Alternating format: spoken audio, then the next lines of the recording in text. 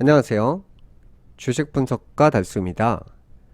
금일은 부동산 PF 대출에 대해서 말씀드릴 건데요. 강남 속 강남 청담 프리마 호텔인데요.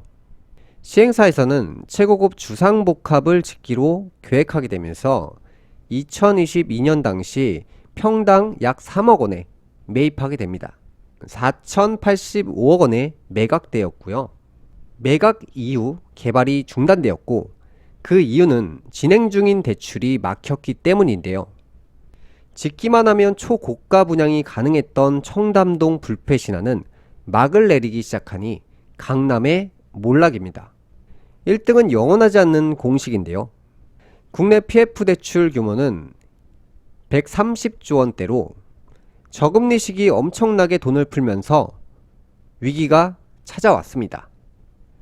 부동산 개발 자금이 막힌다는 것은 장기간 경기 침체의 시작이고요. 그러다 보니 정부에서도 신경을 쓰는 부분이 아닐까라는 생각을 합니다. 이 위기는 2024년을 넘기기 어렵다는 생각을 하고 있고요.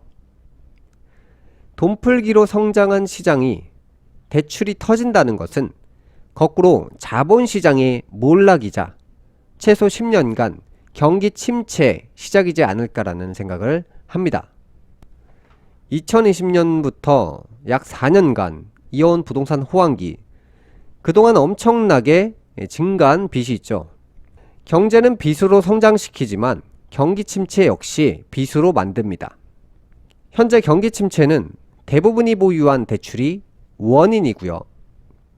소비를 해야 할 돈을 대출을 갚고 있기 때문에 월급을 받으면 소비를 하는 것이 아니라 대출을 먼저 갚기 때문에 대출뿐만 아니라 건물 관리비나 보험료나 자동차 유지비나 다양한 경로로 내 소득이 빠져나갈 곳만 있다는 거예요.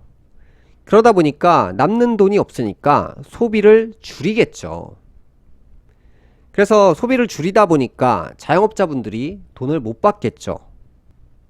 이 과정으로 간다는 것은 부동산 경기가 어려우면 어려울수록 결국에 많은 사람들이 일자리를 잃게 되고 소비를 하지 않게 되고 경기 침체는 지금보다 상황이 더 나빠진다라고 볼 수 있는데요.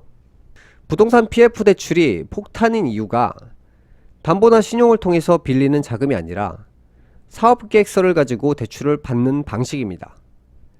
은행에서는 영희에게 신용이나 담보를 보고 대출을 해주는 것이 아니라 청담동에 건물을 지으면 무조건 성공이야 같은 단순하게 사업계획서만을 가지고 은행에서는 모험을 하는 방식이고요. 은행 역시 고수익이기 때문에 포기하기란 쉽지 않습니다. PF 대출은 주로 새마을금고나 신협에서 발생하고요. 부동산 호황기에 PF 대출을 풀어 몸집을 키우고요. 침체기에는 문제가 발생하게 됩니다. 경제는 대출로 성장시키고 대출이 중단되면 경제는 거꾸로 침몰하게 됩니다. 그간 빌린 돈을 갚는데 세월을 보내니 해결되는 동안 경기 침체가 진행되겠죠. 개인 한 명만 보더라도 우리가 3억 원을 빌려 갚는데 1년에서 2년 만에 못 갚듯이 경기 침체 기간이 1년에서 2년이 아니라는 얘기입니다. 대부분의 대출을 빌린 사람들이 돈을 갚는데 사용하는 시간이 경기 침체의 시간이니 간단하게 말해서 최소 10년은 장기 하락기로 보는 것이 맞습니다. 대부분의 사람들이 이를 인지하지 못하는 이유는 아직 시작도 안 했기 때문이고 정부에서는 여전히 대출을 대출로 막는 방식으로 경제를 성장시키고 있습니다. 강남 속 강남 청담 프리마 호텔 PF 대출 한도의 문제점은 매매자금 4천억 원 중 90% 한도로 약 3,600억 원가량을 대출을 받게 되면서 문제가 시작됩니다. 저금리와 부동산 완판 행진을 이어갔던 2020년부터 2021년 고금리의 시작으로 1년 이자만 약 500억 원, 2년 이자만 약 1,000억 원으로 이렇게나 많은 이자를 내면 남는 게 있을까요? 없기 때문에 은행에서는 대출을 중단하고 자금 회수에 들어가게 됩니다. 사업이 중단되어 이러지도 저러지도 못하는 건물들, 그리고 건설사는 줄 도산으로 막을 내리게 됩니다. 부동산 PF 대출 금리는 2022년 최저 4.5%대에서 현재는 최대 13%로 새마을금고나 신협 등에서는 금리 8% 줄 테니 돈을 맡기라고 홍보합니다. 위에 보시는 것처럼 고객에게 금리 8%를 주고도 부동산 PF 대출로 10에서 13%로 내보내면 많은 수익을 챙기겠죠. 그러나 만약 진행 중인 부동산이 문제가 생기면 해당 은행은 뱅크런이 터지고 은행은 문을 닫게 됩니다. 뱅크런을 막기 위해 은행에서는 고금리를 주고라도 현금을 마련해야 합니다. 포항에서는 금리 10%가 넘는 상품이 최근 나왔다고 하니 그만큼 현금을 구하기 위해 힘을 쓰는 모습이고, 기준금리 3.5%인 상황에서 고객에게 이렇게나 많은 이자를 지급하는 이유는 그만큼 문제가 심각하다는 얘기입니다. 부동산 PF 대출 2023년 6월 기준 증권사 연체율은 17.3%로 연체율이 10%를 넘는다는 것은 각 금융사에서 뱅크런이 시작될 수 있다는 얘기고요. 원금 회수도 불가능한 상황이겠죠. 왜냐하면 대부분의 PF 대출이 부동산 고점일 당시에 비싸게 매입한 것들이기 때문에 지금은 그 부동산 시세들이 많이 하락해 있습니다. 그러면 예를 들어서 PF 대출을 만약에 예를 들어서 새마을금고에서 100억 원을 내보냅니다. 그런데 이 해당 건물이 부동산 침체기로 인해서 60억 원이 되고요. 그 다음에 경매로 넘어가면 60억 원에 낙찰되는 게 아니라 한 40억 원에 낙찰되기 때문에 이렇게 되면 새마을금고에서 100억을 내보내고 40억만 돌려받게 되고 해당 시행사는 파산하게 되니 은행에서는 돈을 받을 방법이 없어지게 되겠죠. 그래서 이제 금융권들이 최대 실적이다라는 얘기를 들어보셨을 거예요. 대출금을 완전히 다 회수한 상황이 아니기 때문에 최대 실적이라는 것은 대출의 양이 고점에 가 있다는 거예요. 그것들이 터지면 금융사들은 하나둘 파산하게 됩니다. 그래서 불황은 아직 시작도 안 했다는 얘기고요. 2011년 당시 뱅크런 사태가 벌어졌는데요.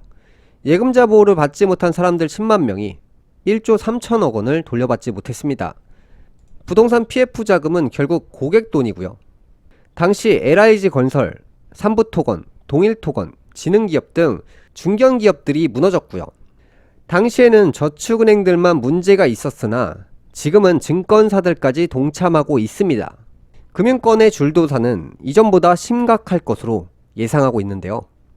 금융 전문가 20명 중 19명은 심각 단계에 진입했다고 평가하고 있는데요.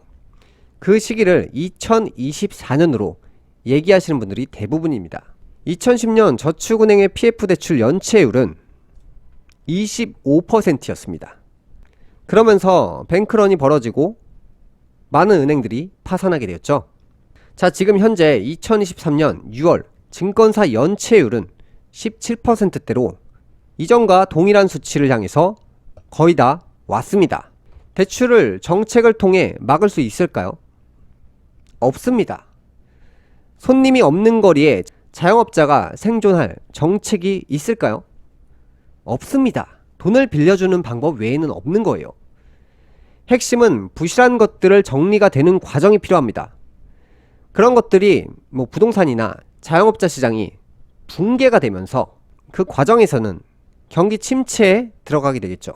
그로 인해 경기 침체는 장기화되는 것을 피할 수가 없다는 얘기고요. 자, 아직 경기 침체가 제대로 시작되지 않았습니다. 조금 과장해서 말씀드리면 여전히 경기는 괜찮습니다.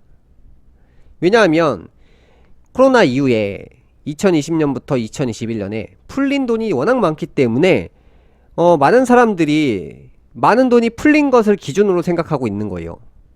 그 사이에 많은 분들이 창업을 했고 시장은 열심히 지출하고 있는데 자영업자들끼리 매출을 뺏어가기 때문에 경기가 어렵다고 느낄 수밖에 없고요. 우리가 식당에 들어가서 밥을 먹지 않는다. 집에서 시켜 먹기 때문입니다. 지금 소비가 감소한 이유는 어쩔 수 없이 대출을 받은 것들을 해결하고 있는 단계에서 소비를 줄인 것이고요. 내년부터는 정말 심각한 경기 침체가 시작될 거기 때문에 지금부터 대비를 하셔야 됩니다.